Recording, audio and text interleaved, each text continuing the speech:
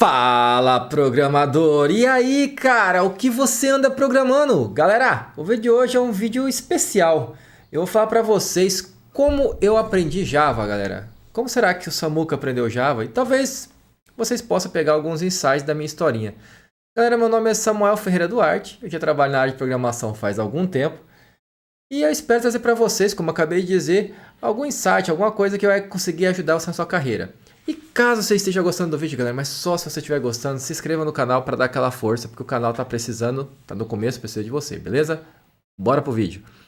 Galera, eu já mexia com programação no meu trabalho, eu já entrei na faculdade pensando em programar, mas as coisas não andam no começo como a gente gostaria. Para algumas pessoas acho que é até mais fluido, vai ter pessoas que vai ter história e falar, não, já comecei a programar, arrumei um emprego, e já foi direto pra... Tem gente que tem uma... Eu costumo falar que o universo não me ajuda tanto assim. Eu tenho de lutar por isso. E por isso que eu falo pra vocês que quando às vezes as coisas parecem que não acontecem, não achem que o problema é com vocês. Porque às vezes você tem de lutar muito mesmo. Parece... É comum você achar que é mais fácil às vezes para algumas pessoas. E de fato eu acho que é mesmo. E aceita, cara, é assim, foi o presente que você tem, o presente de Deus é a sua vida e você tem de lutar dessa forma e pelo menos tem as felicidades, tem duas mãos e pode lutar. O que o Samuel quer dizer com isso? Galera, quando eu comecei a programar, vou ter vontade de programar em Java, eu lembro certinho, a primeira vez que eu escutei a palavra Java na minha vida, eu estava na minha faculdade de Sistema de Informação, eu tinha acabado de perder meu pai, estava fazendo faculdade com a cabeça pilhadona, minha cabeça tava um inferno, tava um horror. Né? Acabei de perder o meu herói, né? E eu tava ali. E aí tinha um rapaz que tava no fundo da sala. Eu não vou lembrar o nome dele. Mas ele depois, até depois no futuro, muito depois, eu vi que ele trabalha no time que minha esposa trabalha em outra empresa. E era um rapaz assim, polaco, assim, meio gordinho. Quem diria, né? Hoje eu sou gordinho. Na época eu era bem magrinho. Meu professor falou assim: esse cara já mexe com Java. Sejam igual fulano. Eu olhei pra ele assim. Aí eu cheguei perto dele, ele não era muito comunicativo, né? Ele não falava muito. Eu falei, cara, meio chato, meio arrogante, né? Porque eu tava tudo curioso o que era Java, eu queria saber o que era Java, que me mostrasse o que era Java, né? Ele ficava lá no fundão escondido com o monitor virado só pra ele. Até hoje eu não entendo se ele só era envergonhado ou se ele não queria mostrar pra ninguém, queria esconder o jogo. Que é o que eu falo pra vocês. Tem gente que realmente é mais introvertido, tem gente que realmente não quer compartilhar com ninguém e finge ser introvertido porque é o jeito mais fácil de fingir. Eu acho que tem pouca gente introvertida de fato na área, a maioria é meio egoísta mesmo, sabe? Mas tudo bem. Não vou falar que é o caso dele, eu não sei. Mas eu fiquei com esse sentimento, né? E eu falei, poxa, eu gostaria tanto de saber mais sobre Java, nem sei o que é Java. E eu fiquei com isso na cabeça, galera. E aí, galera, eu fiquei com isso na cabeça, mas na época não tinha internet, não tinha tão fácil como hoje. Tinha internet, mas não era tão fácil como hoje as conhecimentos, não tinha as plataformas, né? Se existia a Lura, não era divulgado, se não existia o Udemy, os livros que tinham era caro e eu não tinha condição na época por causa da situação que eu estava passando. Então eu lembro que eu preguei um livro de algoritmos e eu gostei muito daquele livro de algoritmos. Eu comecei a ler aquele livro, comecei a dissecar aquele livro. Eu já tinha conhecido, nessa época, galera, eu já conhecia PHP um pouquinho, mas bem pouquinho. Já mexia com os batch, algumas coisas, mas de fato programar assim mesmo não. E provavelmente o Java devia estar na sua versão 1.4, eu acho. Não sei agora dizer para vocês. Nessa época eu não cheguei a programar. Eu só fiquei no conceitual do Java. Não cheguei a mexer com o Java nessa época. E aí, galera, eu fiquei ali olhando ali aquele livro de lógica e tudo fazia sentido para mim. Eu comecei a me empolgar. Eu comecei a imaginar as coisas na minha mente, tudo que eu lia no livro. E eu lembro que eu li ele metade do livro assim, ou um terço do livro, mais ou menos assim, meio que de uma vez. Pá! Assim, né? Consumi. E aí depois eu fiquei sem tempo por causa do trabalho e eu não consegui mais ler aquele livro. E eu tive que devolver para a biblioteca, fiquei chateado até porque eu queria comprar o livro, não tinha condição na época e a biblioteca exigia que toda semana tivesse de ir lá e renovar e eu não tinha tempo para ir lá também. Aí eu fiquei meio bravo e devolvi o livro e fiquei sem ler o resto do livro. Mas o que eu quero dizer para vocês é que a lógica é muito boa, a gente aprender é o essencial, né? Eu acho meio besta aprender Portugal, mas eu acho que eu não posso criticar porque vai como cada um aprende, né? Eu, particularmente, não acho legal aprender Portugal, porque se for aprender em Portugal é melhor você aprender logo programando mesmo, na linguagem mesmo. Por mais que você tenha dificuldade com o inglês, coloca no Google Tradutor o que é if, o que é else, o que é while. Né? É melhor do que você pegar e ficar colocando se não, então, até porque tem algumas sintaxes que você vai aprender no Portugal que não se deve usar na aplicação, né? Não são boas práticas, como se não. Existem algumas patterns que você vai pegar e colocar só se, né? E dividir em métodos e outras coisas. Então, funções. Então, fica as dicas aí para vocês quando eu pegar alguém mais... você que está começando do zero aí, não se assustar. Não tem nada demais programação. Eu vejo que muita gente vai pro Python por medo. Mas é assunto aí pra gente conversar ao longo dos vídeos aí. E alguns exemplos práticos eu vou começar a trazer para vocês aí. Só precisa ter tempo, galera. E aí o Samuka, galera, ficou com isso na cabeça por muito tempo. Aí depois eu mexi com o Delphi, mexi com bastante coisa. E depois, de fato, eu comecei a mexer com um pouquinho de nada de programação surgiu uma oportunidade na empresa que eu trabalhava com Java. E aí, galera, eu fiz tudo errado. Eu fazia o Java de maneira mais feia. Eu usava NetBeans, eu acho que todo mundo começa no Java, faz essa cagada. Comecei com NetBeans e eu comecei ali fazendo várias coisas que não se deve fazer. Fiz uns códigos procedurais ali que, pelo amor de Deus, né, de arrepiar. Eu consegui fazer o Java ficar não performático. Eu vou ser sincero para vocês, meus primeiros softwares em Java não eram performáticos. Eu cometia todos os erros que os iniciantes cometem. Eu coloquei vários print ln na tela, eu pesei, sobrecarreguei o print dentro de while, galera. Nunca coloque print ln dentro de while, tá? Se possível, não coloca nem log dentro de while. Eu aprendi da pior forma. E aí hoje, até recentemente, eu fiz um software aqui na empresa que eu trabalho.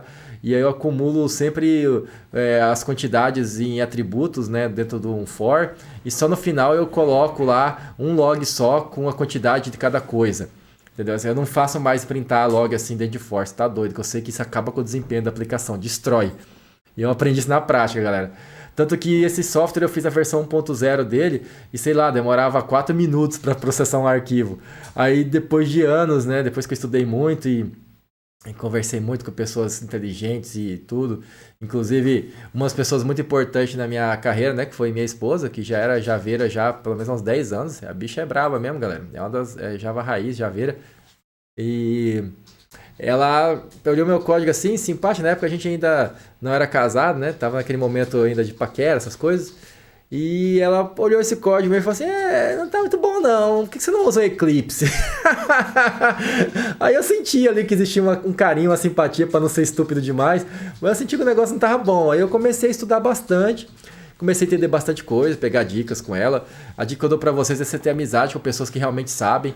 É difícil às vezes, não precisa você casar com uma pessoa que é programadora, porque você tá ferrado. Você vai achar programador javeiro, ó, que você deve ter uma no mundo e eu casei com a única que tem, velho. Então você tá ferrado. Mas só pra vocês saberem, a fonte do Samuka também, uma das fontes é a esposa. E, galera, mas você pode ter amigos, alguns amigos vão ser igual esse menino que eu contei da história, vão ser mais fechados e não vai falar nada pra vocês, ou porque ele é introvertido, ou porque ele é um filho da mãe mesmo, não dá pra saber, mas você escolhe qual que você acha que ele é, porque ele não vai te falar mesmo. Eu só achei esquisito que ele sentava lá no fundão, sabe, ficar com a costa na parede da sala, parecia que ele não queria mostrar o monitor pra ninguém. É isso que eu achei esquisito, sabe? Foi isso que me deixou me incomodado, mas aí tá no direito dele, não tem obrigação de mostrar nada pra ninguém, né? Então, galera, é melhor vocês pegarem amizade, criar amizade, vínculo com algumas pessoas, que isso vai ajudar bastante vocês na carreira de vocês.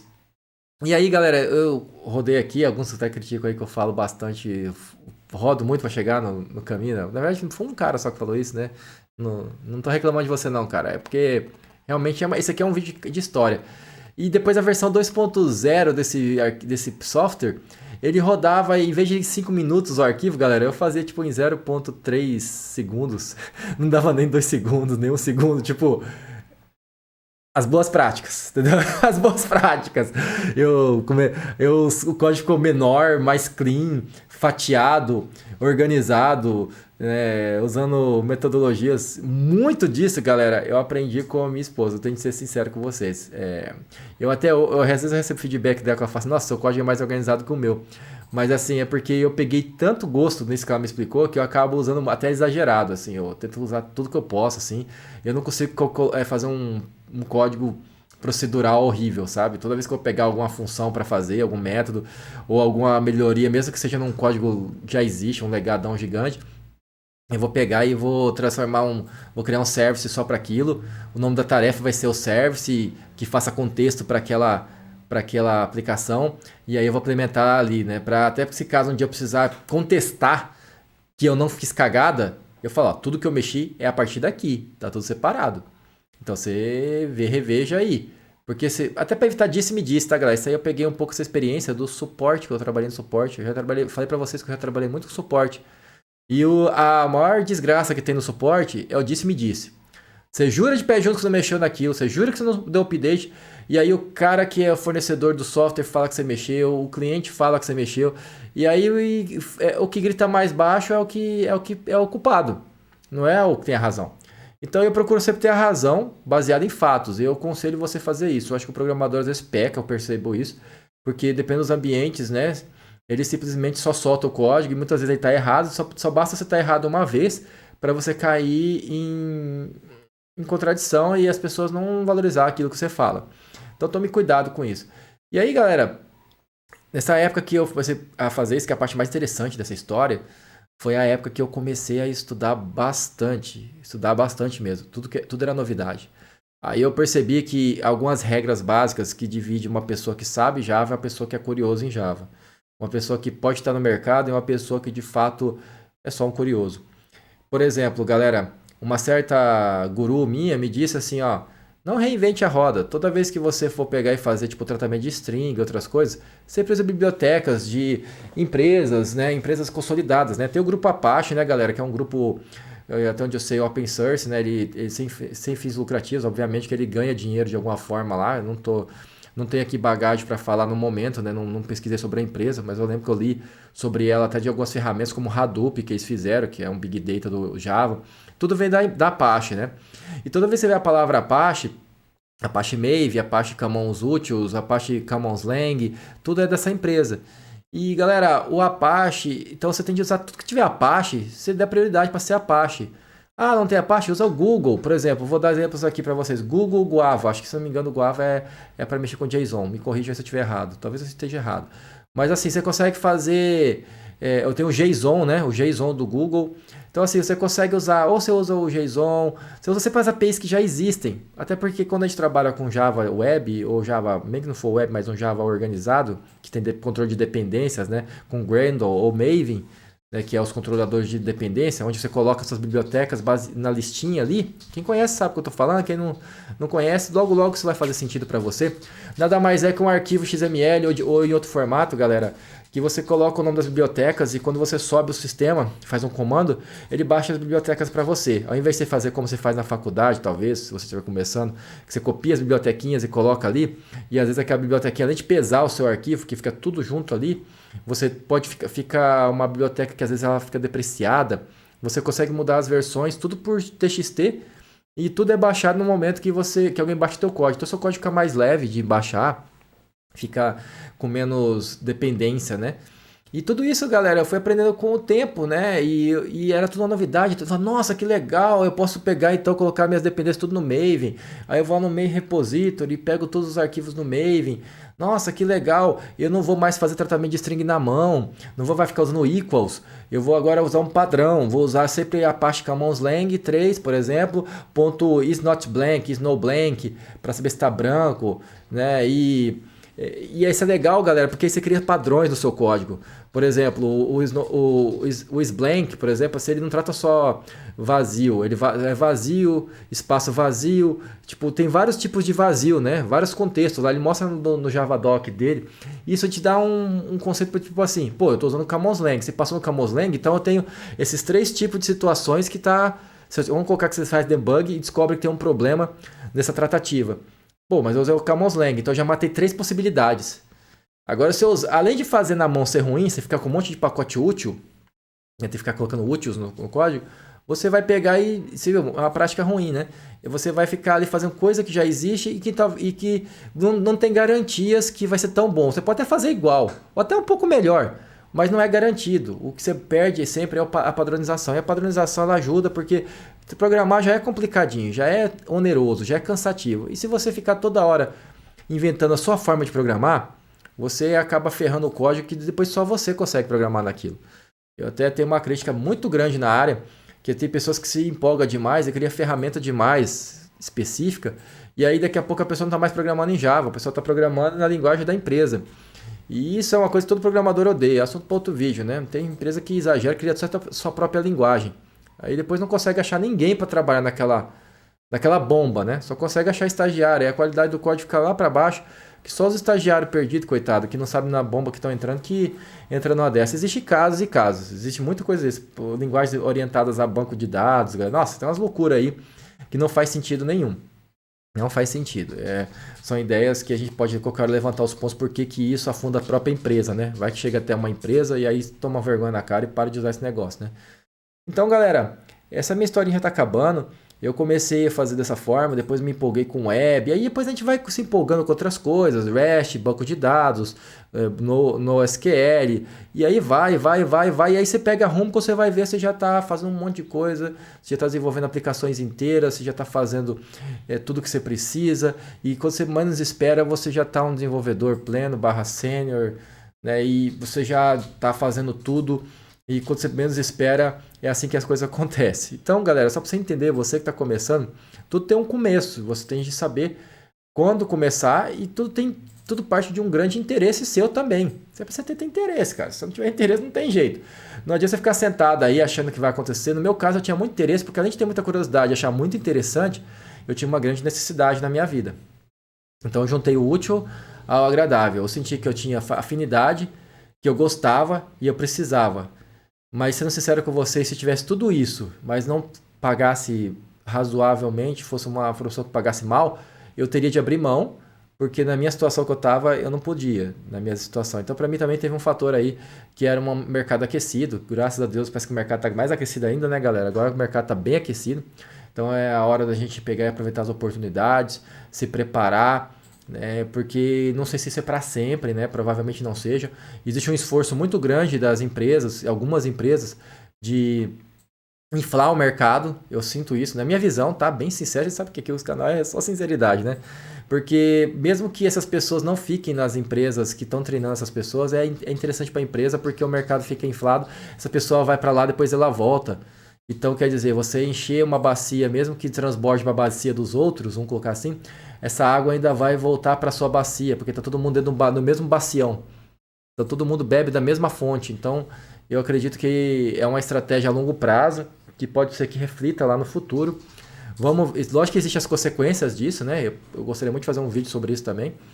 Que é quais são as consequências de você jogar um monte de gente na área que às vezes nem é da área e às vezes nem tem vocação, ou às vezes tá vindo por motivações erradas, né? Como por dinheiro só e apenas dinheiro. E o que isso pode afetar na vida da gente, né? Que gosta de fato, né? Vai ser uma análise crítica, né? Não é o dono da razão, né? Nem eu, nem eles. Mas eu acho que vale a pena fazer um vídeo sobre isso. Bom, galera, esse era o vídeo que eu queria trazer para vocês hoje. Espero que vocês tenham gostado da historinha do Samuca. Ficou um pouco longo, eu nem vi quanto tempo ficou, mas deve ter ficado longo. E, galera, conta nos comentários o que você achou e o que você acha conta a sua história, né? A sua história com Java, a sua história com programação. Se você acha que você funcionaria bem fazendo a história, usando a minha história para vocês, ou qual estratégia vocês preferem usar para aprender, né? Eu pretendo depois falar mais questão de detalhadamente como que eu fiz os estudos, mas vamos deixar isso para outro vídeo. Como que eu me esforçava, quanto tempo eu estudava e o que eu fazia para me concentrar. Beleza, galera? Até a próxima e, caso gostou do vídeo, se inscreve no canal. Falou! Ha!